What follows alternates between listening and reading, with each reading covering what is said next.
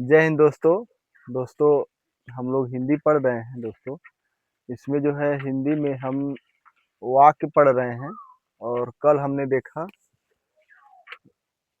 हमने पदबंध को पढ़ा, वाक्य का ही प्रकरण है जो आप अच्छे से देखे होंगे। छोटा सा टॉपिक था और आप देखे होंगे, आपको मजा आया होगा। चलिए आगे पढ़ते हैं। वाक्य की ही बात करते हैं कि अर्थ के आधार पर वाक्य के कितने भेद होते हैं। तो अर्थ के आधार पर दोस्तों वाक्य के 8 भेद होते हैं। एक एक करके देखते हैं।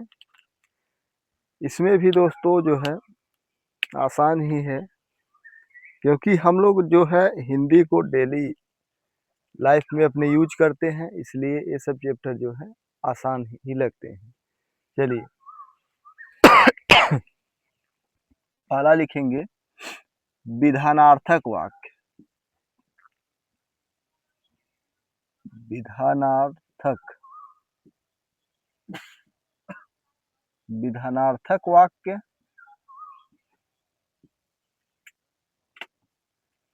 दोस्तों, विधान का मतलब होता है कि किसी भी चीज का होना। विधान का मतलब होना। जैसे कहा जाता है ना कि विधि का विधान, मतलब विधि में जो लिखा गया है। तो विधान का मतलब कि जो चीज होना है, तो जहां पर क्रिया का होना पाया जाए। इसका आप लिख लेंगे अर्थ, परिभाषा लिख लेंगे दोस्त। जहां क्रिया का होना पाया जाए, जहां क्रिया का होना पाया जाए,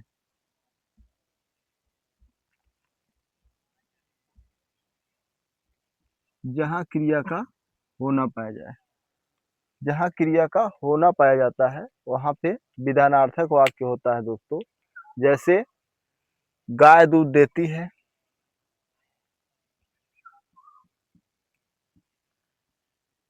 गाय दूध देती है।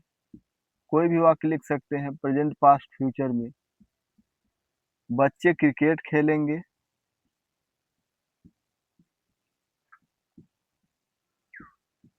बच्चे क्रिकेट खेलेंगे,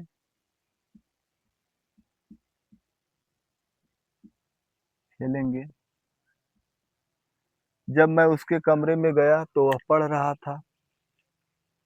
इस तरह के जितने भी उदाहरण मिलेंगे जिसमें क्रिया क्या होगी, सकारात्मक होगी, सकारात्मक होगी और किसी भी प्रकार का काम का होना पाया जाएगा। ठीक है, ऐसे बहुत उदाहरण प्रेजेंट पास्ट फ्यूचर में हम बना सकते हैं। दूसरा लिखेंगे दोस्त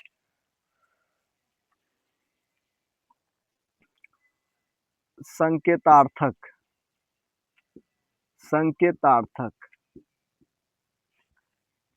संकेतार्थक वाक्य। अब संकेत मतलब आप जानते हैं क्या होता है। संकेत का मतलब होता है शर्त। संकेत का मतलब क्या होता है, शर्त होता है। इसमें शर्त की बात की जाएगी। किसकी बात की जाएगी दोस्त, शर्त की बात की जाएगी। लिख लीजिए, जहां पर शर्त की बात की जाए, जहां पर शर्त की बात की जाए, शर्त की बात की जाए,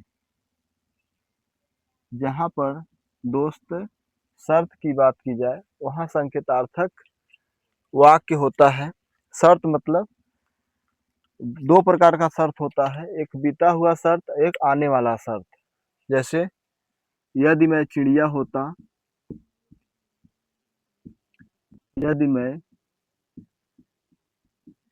चिड़िया होता तो आकाश में उड़ता, तो आकाश में उड़ता। ये क्या है दोस्तों, ये बीता हुआ शर्त है।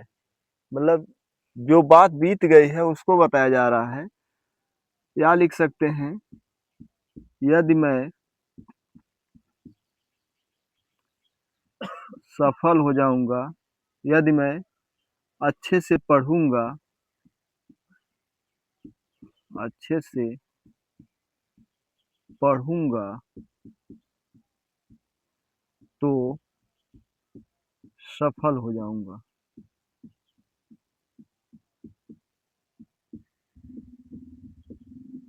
ये क्या है दोस्त? ये है आने वाला शर्त, ये है आने वाला शर्त। तो शर्त दो प्रकार से होते हैं, एक बीता हुआ शर्त और एक आने वाला शर्त। तो संकेत जहां भी देखेंगे आप, संकेतार्थक वाक्य जो होगा उसको शर्त कहते हैं। संकेत का मतलब शर्त होता है। अगला लिखेंगे संदेहार्थक, संदेहार्थक वाक्य, इसको नोट कर लीजिए।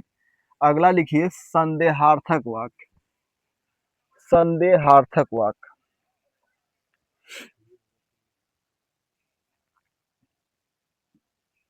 संदेहार्थक, नाम से ही स्पष्ट है, जहां पर क्या हो, संदेह या शंका हो, जहां पर संदेह या शंका हो, जहां पर संदेह हो, संशय हो या शंका हो, जहां संदेह हो, संशय हो या शंका हो, वहां पर क्या होगा, संदेहार्थक वाक्य होगा। जैसे उदाहरण में लिख सकते हैं,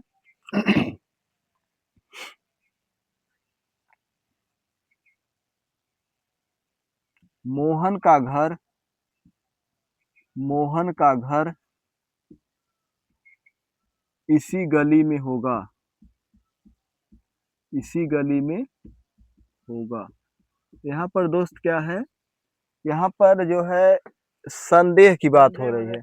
अब यहाँ पे होगा का मतलब फ्यूचर की बात नहीं कर रहे हैं, संदेह की बात है। मोहन का घर इसी गली में होगा, डाउट है, 100% कंफर्म नहीं है, लेकिन जो है डाउट है।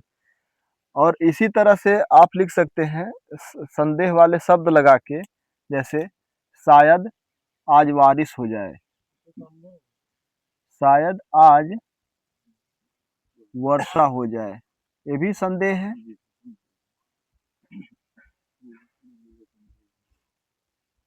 मतलब हाँ, तो संदेह और संभावना लगभग एक ही चीजें हैं।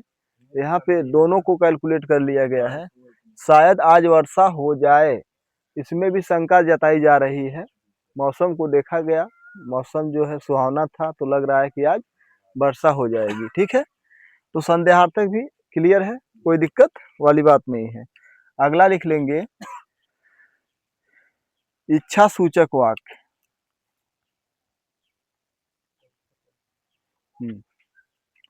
इच्छा सूचक, इच्छा सूचक वाक्य।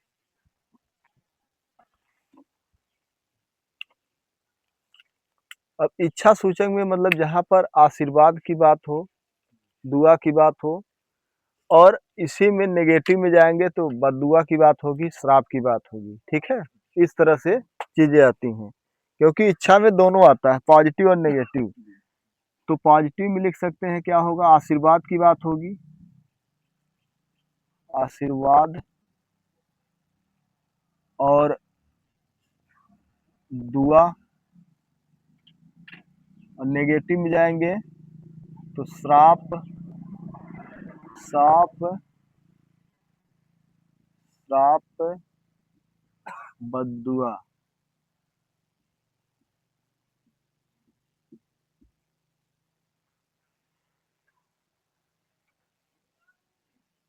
इन भावों का बोध हो, इन भावों का बोध हो।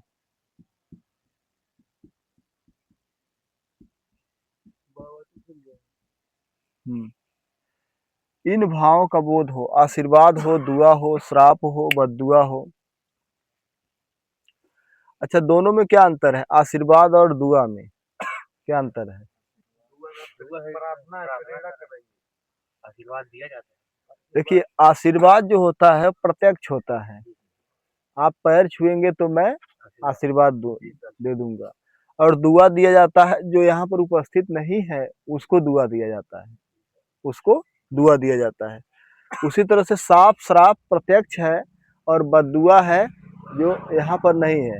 मतलब ये दोनों प्रत्यक्ष हैं, ये दोनों प्रत्यक्ष हैं, ये क्या है, अप्रत्यक्ष है। यह प्रत्यक्ष है और यह अप्रत्यक्ष है। तो जैसे भगवान आपको दीर्घायु करें, भगवान आपको भगवान भगवान आपको दीर्घायु करें, दीर्घायु करें। ईश्वर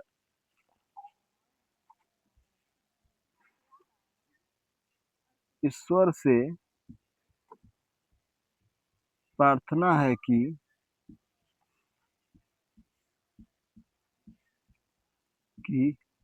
वह सफल हो जाए। ईश्वर से प्रार्थना है कि वह सफल हो जाए। हाँ,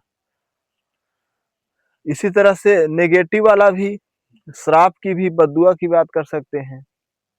ईश्वर तुम्हें नर्क में जगह न दे, ईश्वर तुम्हें नर्क में जगह न दे। तो वो भी क्या है, इच्छा सूचक है।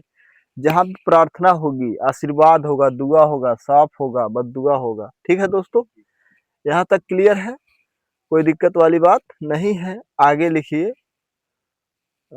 अगला लिख लीजिए, प्रश्न सूचक वाक्य। हाँ, प्रश्न सूचक,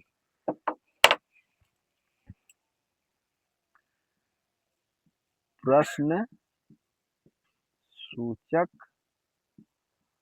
वाक्य।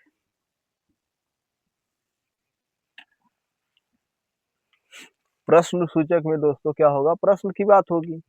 और प्रश्न किससे किससे कर सकते हैं, एक क्या से, कब से, कौन से, कौन से प्रश्न करते हैं ना। हाँ, और किससे मान लीजिए हो गए तो कौन में ही आ गया। ठीक है ना, क्या, कब, कौन, कहाँ इत्यादि का बोध कराने के लिए, इत्यादि का जहाँ बोध होगा, जैसे क्या वह बाजार जाएगा।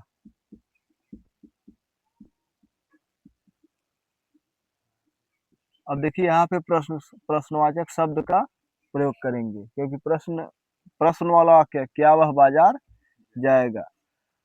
घर पर कौन आया है, कौन आया है। वह कहाँ जा रहा है, वह कहाँ जा रहा है। तो साफ साफ दिख जाएगा, कोई दिक्कत वाली बात नहीं, आसानी से आप समझ जाएंगे। इसके बाद दोस्त अगला है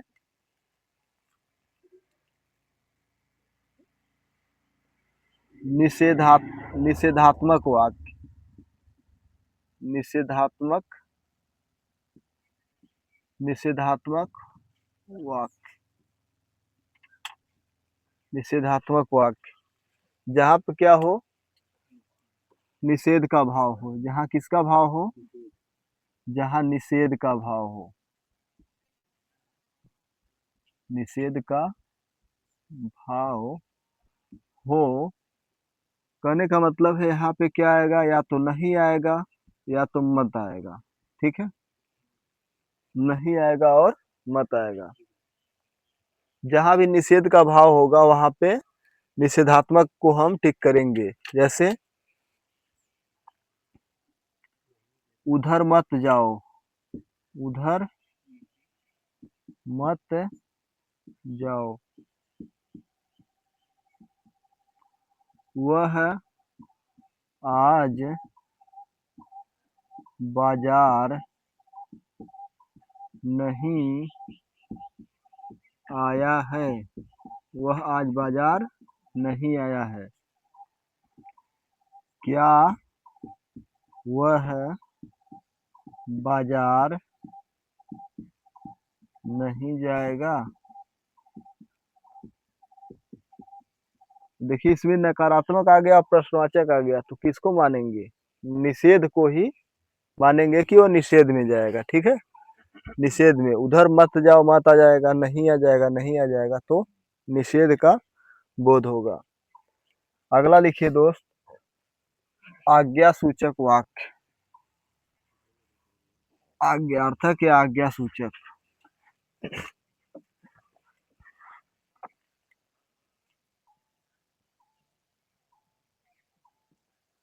आज्ञार्थक, जिसमें किसका बोध होगा? प्रार्थना,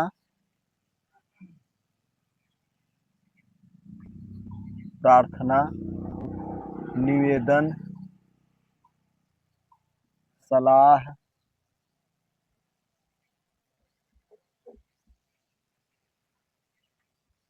प्रार्थना, निवेदन, सलाह, आदेश,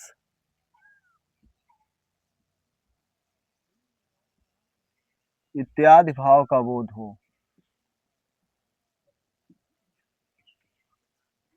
इत्यादि भाव का बोध हो।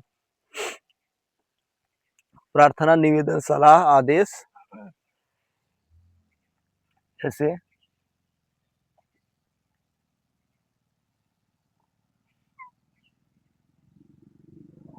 मोहन को, मोहन को घर घर से बाहर नहीं जाना चाहिए।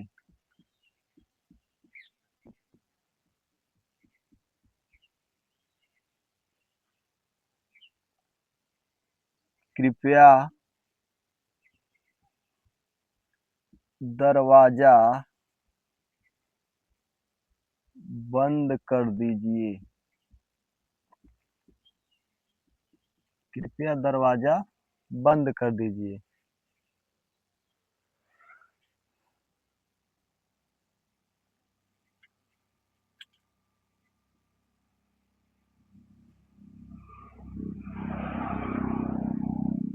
बीमार व्यक्ति को, बीमार व्यक्ति को रोज सुबह टहलना चाहिए।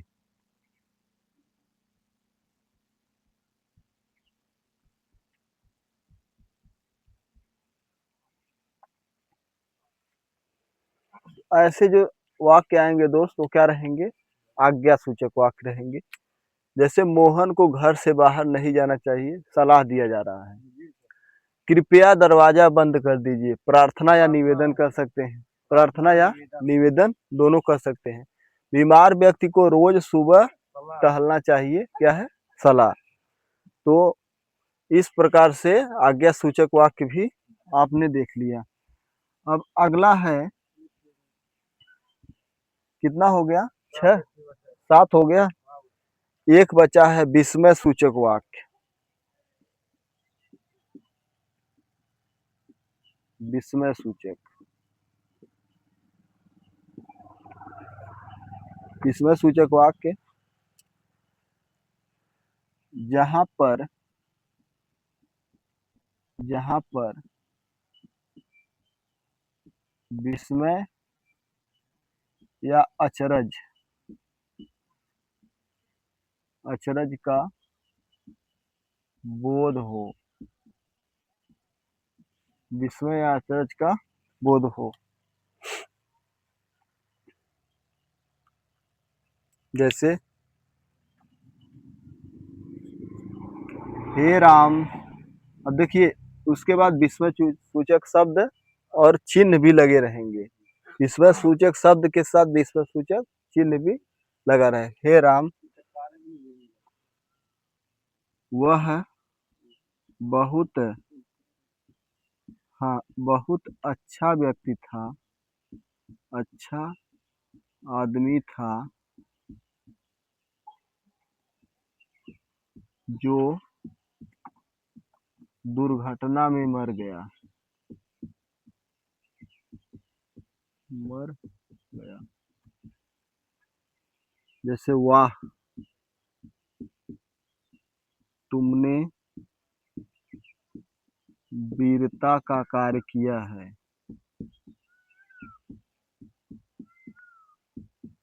वाह, तुमने वीरता का कार्य किया है। यहाँ पूर्ण विराम रहेगा और इधर विस्मय सूचक चिन्ह रहेगा।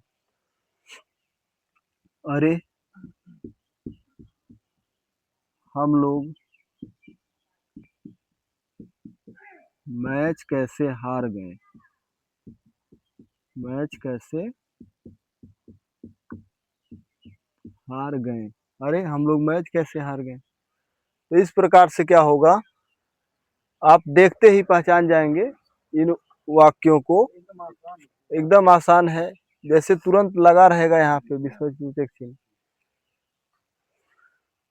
तो ये है अर्थ के आधार पे वाक्य के कितने प्रकार हैं, 8 हैं दोस्तों। 8 को आपने देख लिया है, तो इसमें कोई कठिन नहीं है, आप देखते ही पहचान जाएंगे। ठीक है, अब छोटा सा एक टॉपिक और है, उपवाक्य जो हम लोग पढ़ रहे थे। उपवाक्य पढ़ रहे थे, उपवाक्य में 3 प्रकार के उपवाक्य होते हैं, उसको भी देख लिया जाए।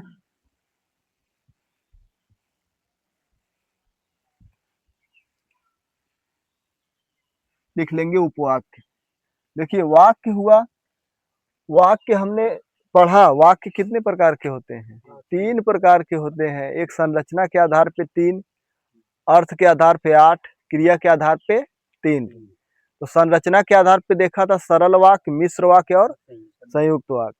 अर्थ के आधार पे मैंने अभी 8 देखा है, और क्रिया के आधार पे 3 प्रकार देखा था, जो वाच्य कहते हैं। जो वाच्य कहते हैं, कर्तृवाच्य, कर्मवाच्य और भाववाच्य, 3 प्रकार का वाच्य हो गया। और हमने कल देखा पदबंध, ये भी वाक्य से मिलता जुलता है। पदबंध देख लिया, कितने प्रकार के हैं, पदबंध 5 प्रकार के। पदबंध जो है 5 प्रकार के हैं। और इसी से मिलता जुलता है उपवाक्य। इसी से मिलता जुलता है क्या, उपवाक्य। उपवाक्य नोट करिए।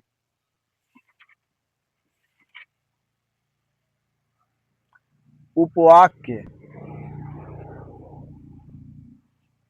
उपवाक्य 3 प्रकार का होता है। उपवाक्य दोस्तों कितने प्रकार का होता है, 3 प्रकार का होता है। एक संज्ञा होता है, एक विशेषण होता है, एक क्रिया विशेषण होता है। 3 प्रकार का उपवाक्य होता है दोस्त, संज्ञा उपवाक्य, विशेषण उपवाक्य और क्रिया विशेषण उपवाक्य। तो पहला है संज्ञा उपवाक्य। पहला है संज्ञा उपवाक्य। पहला है संज्ञा उपवाक्य। संज्ञा उपवाक्य में जो होगा, देखिए इसका जो है, हम इसमें जो कुछ शब्द देख के ही पहचान लेंगे तुरंत कि संज्ञा उपवाक्य कौन होगा। जहां पर की, क्या, जहां पर की या क्योंकि लगा होगा, जहां पर की या क्योंकि लगा होगा। देखिए उपवाक्य में क्या होता है, 2 वाक्य होते हैं, एक मुख्य वाक्य होता है, एक आश्रित वाक्य होता है। तो मुख्य वाक्य के साथ क्या लगा रहेगा, मुख्य वाक्य के लास्ट में लगा रहेगा की या क्योंकि। तो तुरंत हम बता देंगे कि यह कैसा उपवाक्य है, संज्ञा उपवाक्य है। जैसे उदाहरण अगर देखेंगे, गांधी जी ने कहा कि, गांधी जी ने कहा कि, गांधी जी ने कहा कि अहिंसा मत करो, अहिंसा मत करो। ऐसे उदाहरण देखने को मिलेगा। तो आप बस देखिएगा कि यहाँ पर क्या है, यहाँ पर क्या है। देखिए अगर पूछेंगे कि यह वाक्य कैसा है, यह वाक्य कैसा है, तो आप बताइए सरल वाक्य है, संयुक्त वाक्य है कि मिश्र वाक्य है। ये मिश्र वाक्य है, क्योंकि संयुक्त वाक्य रहता है तो 2 स्वतंत्र उपवाक्य जुड़े रहते हैं। हाँ, ये आश्रित है। अहिंसा मत करो अधूरा है, किसने कहा, गांधी जी ने कहा कि, तो ये मिश्र वाक्य है। तो जो उपवाक्य के उदाहरण मिलेंगे वो सभी क्या होंगे, मिश्र वाक्य ही रहेंगे। क्या रहेंगे, सभी मिश्र वाक्य ही रहेंगे। इसको आपको याद रखना है। मतलब मिश्र वाक्य में आप 3 प्रकार के पढ़ सकते हैं, एक संज्ञा विशेषण और क्रिया विशेषण। ठीक है। गांधी जी ने कहा कि अहिंसा मत करो, जैसे ही हमने की देखा, कौन सा उपवाक्य है? संज्ञा उपवाक्य है। ठीक है। दूसरा देखिए विशेषण उपवाक्य।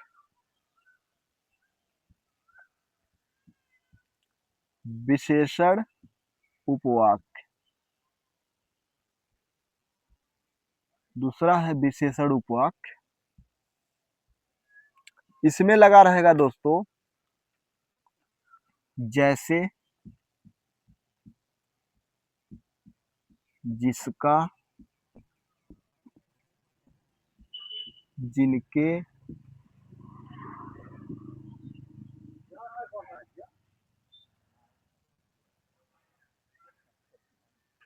जो, इस तरह से लगा रहेगा। जैसे, जिनका, जिसका, जिसकी, जिसके, जिनका, जिनकी, जिनके और जो।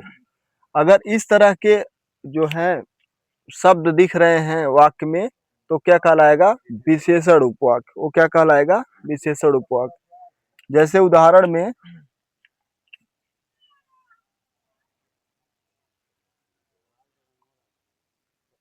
जैसे ही, जैसे ही मैंने, जैसे ही मैं वहां गया, वहां गया, वह भाग गया, वह भाग गया। जैसे ही मैं वहां गया, वह भाग गया। पहली बात तो यह कौन सा वाक्य है? मिश्र वाक्य है। मिश्र वाक्य है। और यह कैसा है? विशेषण उपवाक्य है, क्योंकि जैसे लग गया है। जैसे ही मैं वहां गया, वह भाग गया। तो जैसे आएगा, जिसका आएगा, जिनके आएगा, जो आएगा, तो क्या होगा? विशेषण उपवाक्य होगा। ठीक है। तीसरा है, तीसरा है क्रिया विशेषण उपवाक्य। क्रिया, क्रिया विशेषण उपवाक्य।